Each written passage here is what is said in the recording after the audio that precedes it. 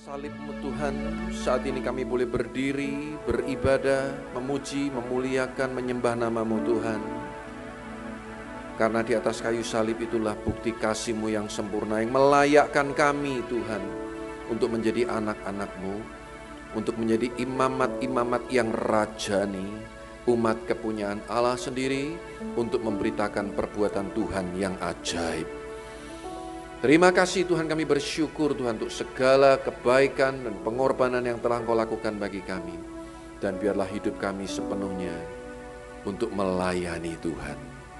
Sampaikan isi hati-Mu Tuhan pagi hari ini, dan kami percaya kami semua, baik yang beribadah on-site maupun live streaming saat ini di rumah kami masing-masing, hadirat Tuhan menjamah hati kami, pikiran kami, pendengaran kami, dan Roh Kudus yang akan menerjemahkan setiap firman yang keluar dari mulut bibir hamba-Mu ini Tuhan, menjadi rema dalam kehidupan kami dan memberi kekuatan kepada kami untuk menjadi pelaku firman Tuhan.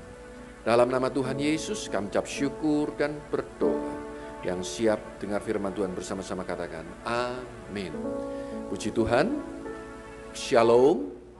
Salam damai sejahtera Kristus bagi Bapak Ibu Saudara semua, baik yang beribadah di gedung gereja GKMI Kenari maupun yang ada di rumah-rumah Bapak Ibu Saudara masing-masing melalui siaran live streaming pagi hari ini. Saya percaya anugerah Tuhan, kasih setia Tuhan menyertai kehidupan kita semua menjelang hari Paskah, memasuki momen yang sangat penting bagi orang-orang percaya. Karena sebetulnya momen Jumat Agung dan Paskah itu harus kita beri perhatian lebih daripada Natal. Tapi hari-hari ini yang kita lihat, Natal seringkali punya kesan lebih penting, lebih meriah penyambutannya daripada Paskah. Karena saya yakin kelahiran Yesus di dunia ini tidak akan ada artinya apa-apa kalau dia sekedar lahir dan kemudian hidup bagi dirinya sendiri dan kemudian mati untuk dirinya sendiri. Tidak ada bedanya dengan nabi-nabi yang lain dan manusia yang lain. Tapi pribadi Yesus menjadi begitu penting bagi kita karena kelahirannya bukan untuk dirinya sendiri. Hidupnya bukan untuk dirinya sendiri. Sampai dia mati dan bangkit bukan untuk dirinya sendiri. Tapi karena cintanya kepada saudara dan saya, Yesus mau menyangkal dirinya. Tinggalkan sorga yang mulia, turun ke dunia yang hina ini, untuk pada akhirnya menebus dosa Bapak Ibu Saudara dan saya. Bangkit pada hari yang ketiga, membuktikan bahwa dia bukan manusia biasa. Seperti yang Yesus pernah katakan, akulah kebangkitan dan hidup. Yesus juga berkata, akulah jalan, kebenaran, dan hidup. Tidak ada seorang pun sampai kepada Bapa kalau tidak melalui aku. Jadi Yesus bukan hidup untuk dirinya sendiri. Yesus hidup untuk Bapak, Ibu, Saudara, dan saya. Menyelamatkan kita semua, mengangkat kehidupan kita semua dari lumpur dosa. Dan diberikan satu atribut yang baru, predikat yang baru sebagai anak-anak Allah. Nah, saya beri tema khotbah pagi hari ini yaitu Ebenezer. Kita lihat Alkitab kita bersama-sama di dalam 1 Samuel 7 ayat yang ke-12. 1 Samuel Fatsal yang ke-7 ayat yang ke-12, firman Tuhan berkata, kemudian Samuel mengambil sebuah batu dan mendirikannya antara Mispa dan Yesana. Ia menamainya Ebenezer. Katanya, sampai di sini Tuhan menolong kita. Amin. Saudara, kata Ebenezer itu artinya stone of help, batu pertolongan. Dalam masa pemerintahan Samuel, dia adalah hakim yang terakhir yang memerintah Israel sebelum kemudian Israel masuk pada era raja-raja. Raja yang pertama yaitu Saul. Nah, saudara yang kasih Tuhan, pada waktu itu terjadi peperangan dengan orang-orang Filistin. Dan Samuel berdoa, menyembah Tuhan, dan Tuhan melakukan satu keajaiban, kekacauan di antara tentara Filistin, sehingga mereka bisa dihalaukan, mereka bisa dikalahkan. Dan untuk mengenang peristiwa itu, maka di sini dikatakan Samuel memerintahkan untuk mengambil sebuah batu dan kemudian menamakannya Stone of Help, batu pertolongan, Ebenezer. Kemudian Samuel mengatakan, sampai di sini Tuhan menolong kita. Nah, ada beberapa hal yang akan kita renungkan bersama-sama pagi hari ini. Apa artinya Ebenezer bagi kita sekarang ini? Yang pertama, saudaraku, ingatlah selalu pertolongan Tuhan. Batu peringatan itu mengingatkan kita bahwa hidup kita ini semua karena pertolongan Tuhan. Amin, saudaraku. Bangsa Israel seringkali melakukan hal-hal seperti ini untuk mengingat. Seperti orang Israel yang dipimpin Yosua saat menyeberang sungai Yordan. Yosua memerintahkan para imam untuk mengambil batu, 12 batu masing-masing mewakili satu suku, 12 suku Israel. Ketika mereka akhirnya menyeberang sungai Yordan, mereka mendirikan satu tugu peringatan untuk mengingatkan mereka, batu-batu itu disusun untuk mengingatkan mereka akan karya pertolongan Tuhan atas kehidupan bangsa Israel. Ebenezer artinya ingatlah selalu pertolongan Tuhan. Jangan kita cuma mengingat masalah-masalah kita. Nanti kita tidak bisa bersyukur. Kalau kita selalu mengingat masalah kita, pergumulan kita, kegagalan-kegagalan kita, kita akan menjadi kecewa dengan hidup ini. Tapi mari kita belajar, saudaraku, untuk selalu ingat akan pertolongan Tuhan dalam hidup kita. Ebenezer. Saya sering mengatakan itu dalam kehidupan saya sehari-hari. Ebenezer. Sampai di sini Tuhan menolong saya, menolong keluargaku, menolong gereja kita. Ebenezer. Ingat pertolongan Tuhan. Coba kita lihat sama-sama, saudaraku, di dalam Ulangan Fatsal 4 ayatnya yang kelima. Ulangan Fatsalnya yang keempat, ayatnya yang kelima. Alkitab berkata, ingatlah, aku telah mengajarkan ketetapan dan peraturan kepadamu, seperti yang diperintahkan kepadaku oleh Tuhan Allahku, supaya kamu melakukan yang demikian di dalam negeri yang akan kamu masuki untuk mendudukinya. Kitab Ulangan adalah kitab yang ditulis oleh Musa, namanya juga Ulangan, mengulang kembali apa yang sudah tertulis di kitab-kitab sebelumnya. 5 kitab Musa yang disebut Pentateuch, supaya bangsa Israel khususnya yang lahir di padang gurun itu ingat akan pertolongan Tuhan. Bagaimana nenek moyang mereka keluar dari Mesir melalui padang gurun yang ganas, tiang awan, tiang api menyertai mereka. Roti mana yang turun dari surga yang Tuhan sediakan setiap hari. Burung puyuh yang Tuhan sediakan saat mereka meminta daging. Gunung batu yang keluar airnya. Dan perlindungan Tuhan dari ular beludak kalajengking yang sangat berbahaya di padang gurun. Dan caranya bagaimana kita mengingat pertolongan Tuhan? Dengan selalu mengingat perintah-perintah Tuhan, ketetapan-ketetapan Tuhan. Karena dari situ kita akan bertindak hati-hati dengan kehidupan ini. Supaya kita ini tidak menjadi sombong, supaya kita ini tidak menjadi lupa diri. Dan kita juga tidak menjadi khawatir akan kehidupan ini. Dengan kita selalu mengingat perintah-perintah Tuhan, peringatan-peringatan Tuhan, kita pasti juga akan diingatkan bagaimana pertolongan Tuhan dalam kehidupan kita. Ada lagu sekolah minggu dulu saya ketika masih SD, pada waktu devotion sebelum pelajaran dimulai, ada lagu yang mengatakan, hitunglah berkat Tuhan satu persatu, janganlah kau lupakan jumlahnya. Nah, kita ini suka menghitung-hitung masalah, kita suka menghitung-hitung kegagalan, kita suka menghitung-hitung kekurangan, tapi kita lupa menghitung berkat-berkat Tuhan dalam hidup kita. Kita lupa menghitung pertolongan-pertolongan yang sudah Tuhan nyatakan dalam hidup kita. Kita begitu mudah melupakan pertolongan dan berkat-berkat Tuhan yang sudah dinyatakan di masa lalu. Dan begitu mudah mengingat-ingat kegagalan-kegagalan atau mungkin doa-doa yang belum kita dapatkan jawabannya. Saudara yang kasih Tuhan, jangan lupakan pertolongan Tuhan.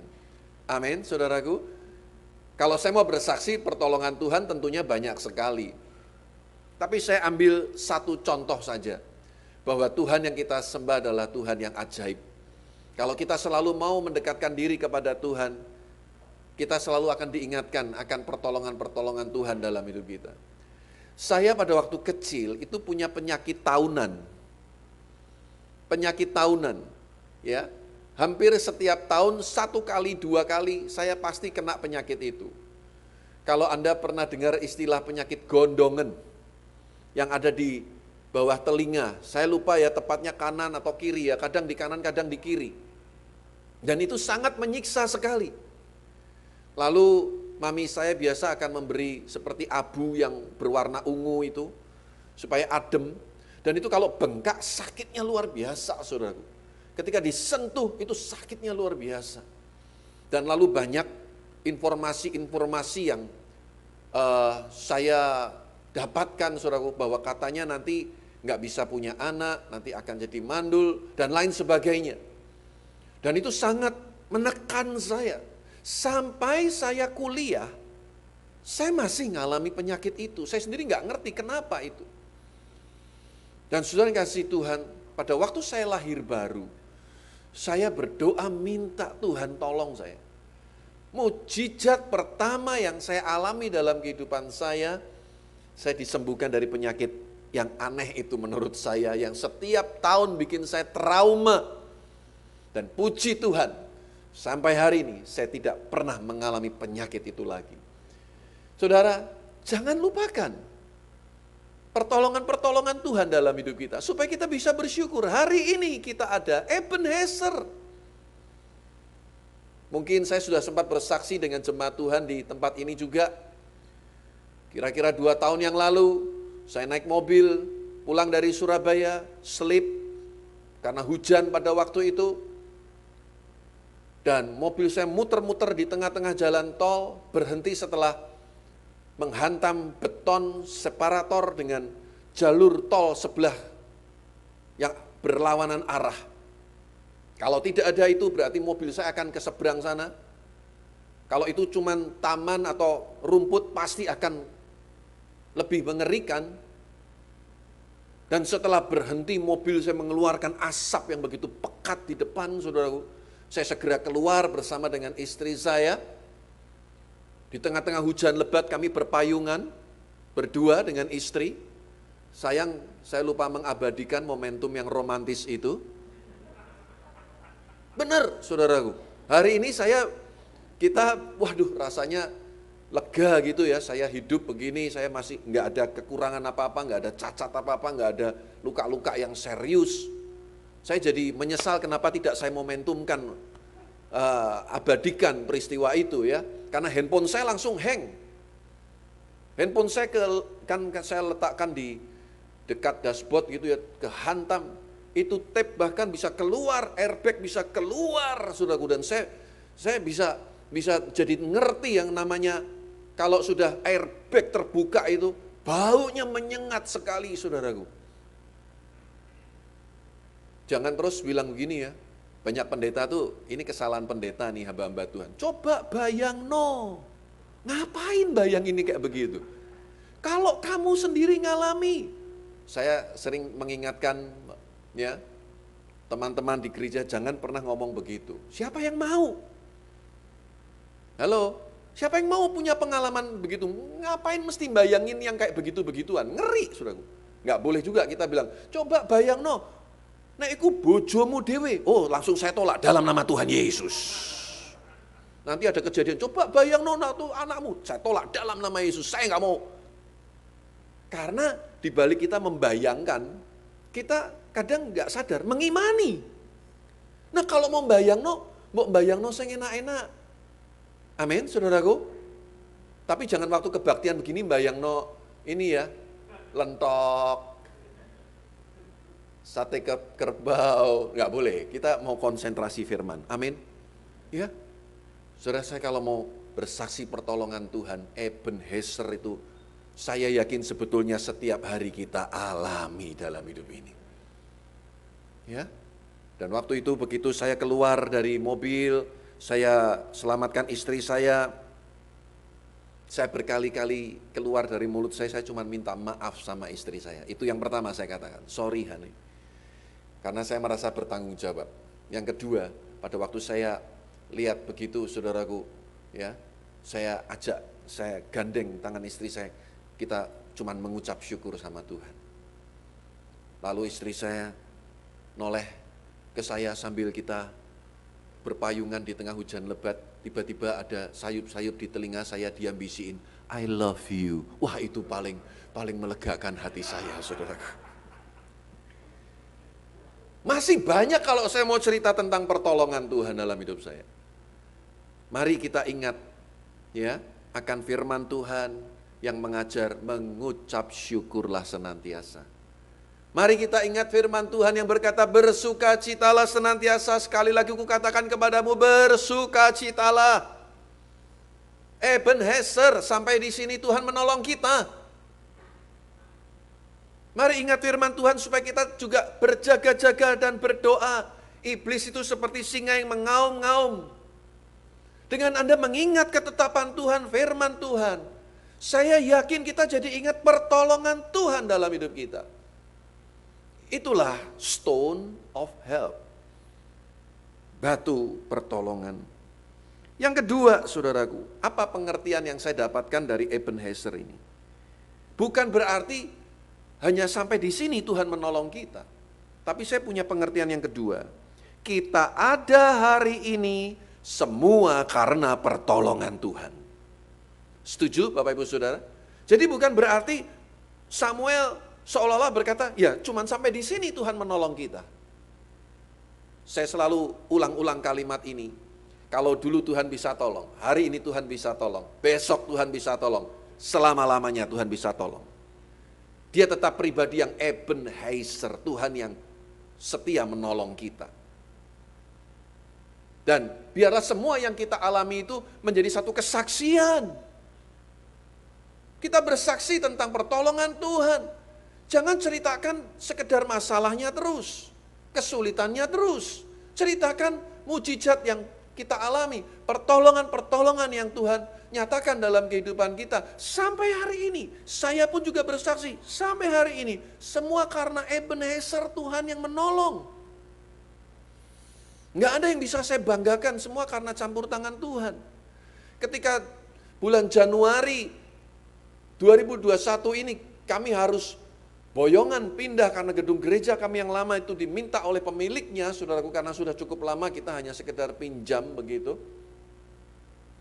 Dan kita harus merenovasi gedung yang baru kami beli, di mana kita harus mengangsur tiap bulannya. Saudaraku, saya jadi ingat bulan April 2020 saat pertama kali kami memberikan uang muka sebesar 50 juta untuk menyelesaikan 1,5 miliar pembayaran gudang itu, saudaraku. Sejujurnya saya nggak tahu apakah saya dan kami bisa bayar tiap bulan.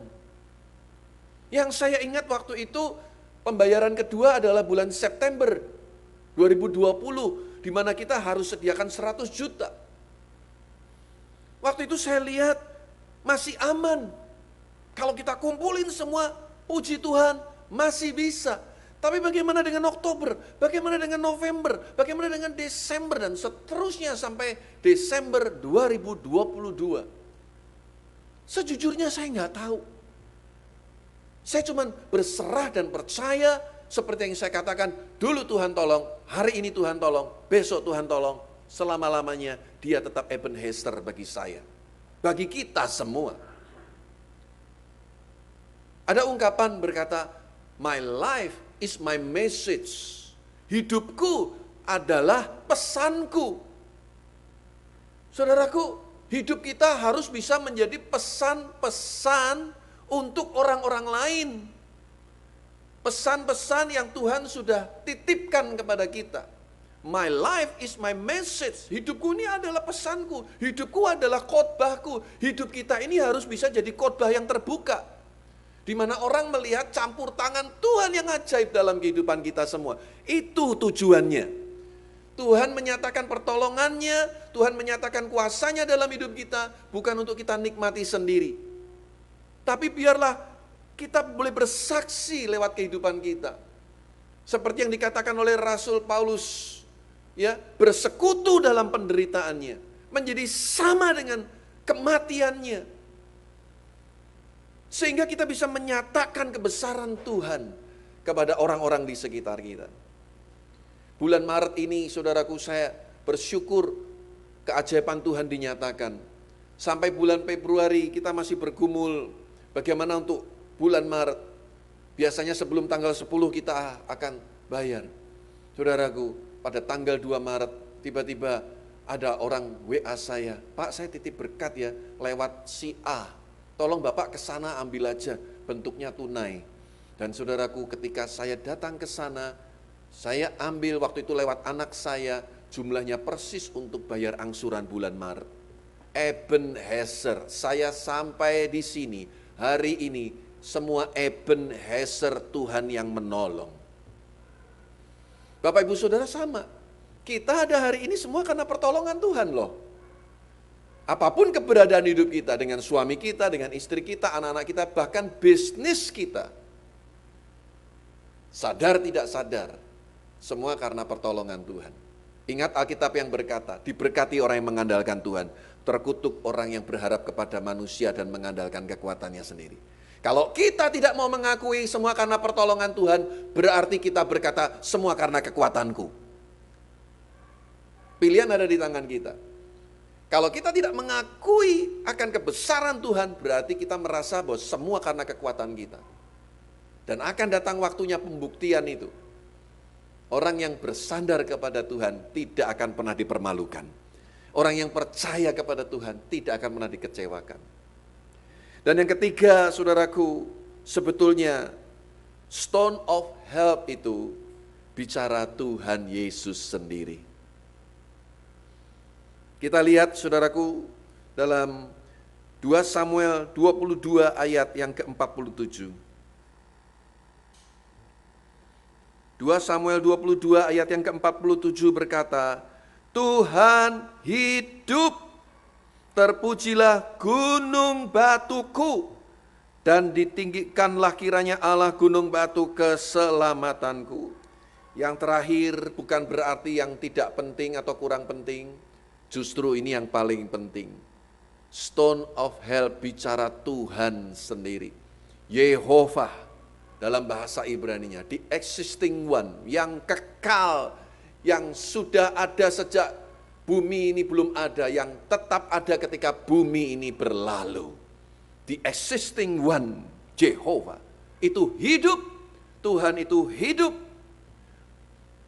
Momen-momen seperti ini kita diingatkan kembali, kita bukan menyembah pribadi yang mati. Dia Tuhan yang hidup. Dia memang mati, tapi kemanusiaannya yang mati. Ini pemahaman yang harus kita pahami. Kalau Anda diolok-olok, Tuhan kok mati? Tuhan tidak bisa mati. Yesus dalam kemanusiaannya yang mati. Tapi hari ketiga dia bangkit untuk menyatakan dia Allah 100%. Amin, saudaraku. Dia hidup. Pak, orang dibangkitkan kan banyak, Pak. Lazarus mati juga dibangkitkan. Anak janda di Nain mati juga dibangkitkan. Apa istimewanya dengan Tuhan Yesus? Saudara, mereka yang dibangkitkan itu akhirnya mati enggak? Lazarus akhirnya mati enggak? Mati juga. Tapi Yesus hidup untuk selama-lamanya. Saudara yang kasih Tuhan, saya rindu setiap kita menyadari bahwa Yesuslah stone of help itu. Batu pertolongan itu, gunung batu keselamatan kita. Mazmur 115 ayat yang ke-9. Dikatakan, hai Israel, percayalah kepada Tuhan, dialah pertolongan mereka dan perisai mereka. Lihat lagi di dalam surat Filipi, sekarang kita masuk perjanjian baru. Filipi pasal yang pertama ayat 19. Dikatakan, karena aku tahu bahwa kesudahan semuanya ini ialah keselamatanku oleh doamu dan pertolongan siapa, saudara? Roh Yesus Kristus. Ini yang harus kita pegang, kita percayai, saudaraku. Yesus mati dengan satu misi dan tujuan yang mulia untuk memberikan kehidupan yang kekal bagi saudara dan saya. Untuk menghapuskan dosa kita yang merah seperti kirmisi, seperti kain kesumba. Hati kita diubah menjadi putih seperti salju dan bulu domba. Saudara tahu kain kirmisi atau scarlet adalah kain yang tidak mudah luntur. Biarpun kain itu dicuci berkali-kali, dijemur, dicuci, di tengah-tengah cuaca yang ekstrim sekalipun, kain itu tidak mudah berubah warna.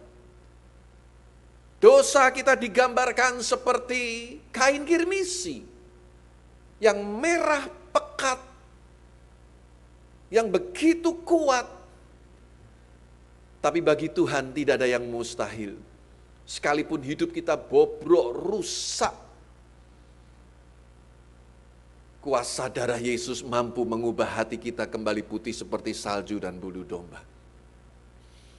Dialah stone of help kita dan mujizat terbesar dalam hidup kita. Ingat, bukan pada waktu kita sakit disembuhkan, pada waktu kita kekurangan diberkati. Mujizat terbesar dalam hidup kita adalah kita yang seharusnya binasa, tapi sekarang kita mendapatkan jaminan hidup yang kekal melalui pengorbanan Yesus Kristus. Itulah the great miracle sebenarnya yang Tuhan nyatakan dalam hidup kita. Sayangnya banyak orang Kristen sekarang ini lebih memuja-muja berkatnya daripada sumber berkatnya. Banyak orang-orang Kristen, saudaraku, lebih memuja-muja mujizatnya, mencintai mujizatnya, pertolongannya, daripada sumber pertolongan itu. Dan bukankah itu yang dialami orang-orang Israel pada waktu itu? Khususnya pada waktu mereka keluar dari Mesir di padang gurun, selesai dapat pertolongan, baru saja lihat mujizat, lihat kenyataan hidup lagi, bersungut-sungut lagi, dan terus seperti itu. Tapi saya berdoa supaya setiap kita mengerti, saudaraku, Yesuslah stone of help itu yang selalu beserta dengan saudara dan saya. Berapa banyak di sini mungkin ibu-ibu atau remaja putri yang pakai kalung salib. Kalau ditanya itu sebetulnya salibnya siapa? Salibnya siapa? Yang kita pakai itu, yang kita maksudkan itu salibnya siapa? Karena zaman dulu orang mati yang hina, yang terkutuk itu disalib. Penjahat yang di samping kanan kiri Yesus juga disalib. Tapi saya yakin pada waktu kita pakai salib itu kita semua berkata ini bicara salib Yesus. Betul? Semua kita pasti sepakat. Saudaraku, hari ini kita ngerti apa yang dulu dianggap hina sekarang menyatakan kemuliaan Allah. Behind the cross, di belakang salib, di balik salib ada kemuliaan Tuhan.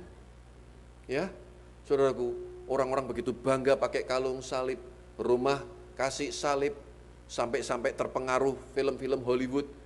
Kalau mau pergi ke kamar mandi, ketakutan bawa salib. Setan tidak takut dengan kayu salib yang kita pegang. Setan itu takut kalau hidup kita ini loh mau disalibkan bersama-sama dengan kematian Kristus dan menjadi pelaku firman Tuhan. Di situ iblis akan gentar, setan akan gentar. Dia enggak takut dengan pentung yang bentuknya salib. Ya, saudara yang kasih Tuhan, sebagai ayat yang terakhir mari kita lihat Ibrani 4 ayat yang ke-16. Mari kita baca satu ayat ini bersama-sama. 2, 3. Sebab itu marilah kita dengan penuh keberanian menghampiri tahta kasih karunia, supaya kita menerima rahmat dan menemukan kasih karunia untuk mendapat pertolongan kita pada waktunya. Bapak Ibu Saudara kasih Tuhan, kalau Yesus mau mati menebus dosa saudara dan saya, masalah paling besar di dunia ini yang tidak bisa diselesaikan oleh siapapun juga kecuali Allah yang mau menjelma jadi manusia, apalagi untuk menolong kita dalam soal-soal kehidupan sehari-hari. Saya terlalu yakin Dia Tuhan yang setia untuk menolong kita. Sekarang Alkitab berkata dengan penuh keberanian kita masuk tahta kasih karunia Allah. Karena pada waktu Yesus mati, tirai itu terbelah menjadi dua, yang memisahkan antara ruang maha suci dengan ruang suci terbelah menjadi dua. Artinya apa? Yesus membuka tirai itu supaya sekarang kita umat tebusannya dapat masuk ke ruang maha suci Tuhan. Dan kita mendapatkan satu jaminan, menemukan kasih karunia dan mendapatkan pertolongan pada waktunya. Saya percaya pada saat kita membutuhkan pertolongan, tepat pada waktunya, stone of help itu, Ebenezer itu akan dinyatakan dalam kehidupan kita semua. Terlalu kecil untuk Tuhan selesaikan masalah-masalah kehidupan kita sehari-hari. Karena untuk masalah yang paling besar yang manusia tidak bisa selesaikan, Tuhan mau selesaikan bagi saudara dan saya karena cintanya kepada saudara dan saya. Biarlah di momentum Jumat Agung dan Paskah tahun ini kita diingatkan kematiannya akan memberikan kita kehidupan dan pengharapan yang baru. Amin. Tuhan Yesus memberkati. Mari kita berdoa. Terima kasih Tuhan, pagi hari ini biarlah Engkau meteraikan firman-Mu dalam kehidupan kami. Buat setiap jemaat-Mu mengalami stone of help, batu pertolongan itu setiap hari Tuhan. Dengan kami terus bergaul karib dengan firman-Mu, kami berdoa, berharap, bersandar kepada Tuhan, mengingat akan setiap kebenaran firman-Mu, melakukannya dalam kehidupan setiap hari. Dan buat kami sadar dan mengerti, kami ada hari ini, sebagaimana kami ada, semua juga karena pertolongan Tuhan, semua karena kasih karunia Tuhan. Dan kami percaya Engkau Tuhan yang tidak pernah berubah, dulu, sekarang, sampai selama-lamanya. Yang lemah Tuhan kuatkan, yang sakit Tuhan sembuhkan, yang susah Tuhan hiburkan, yang hari-hari ini mengalami kekurangan, Tuhan, Engkau Tuhan yang mencukupi segala kebutuhan kami, menurut kekayaan dan kemuliaan di dalam Yesus Kristus Tuhan. Kami percaya, jerih lelah kami dalam bersekutu dengan Tuhan, tidak pernah sia-sia. 1 jam ibadah ini adalah 1 jam yang mengubahkan kehidupan kami untuk selama-lamanya. Di dalam nama Tuhan Yesus, kami ucap syukur dan berdoa. Semua yang percaya berkata, amin. Tuhan Yesus memberkati.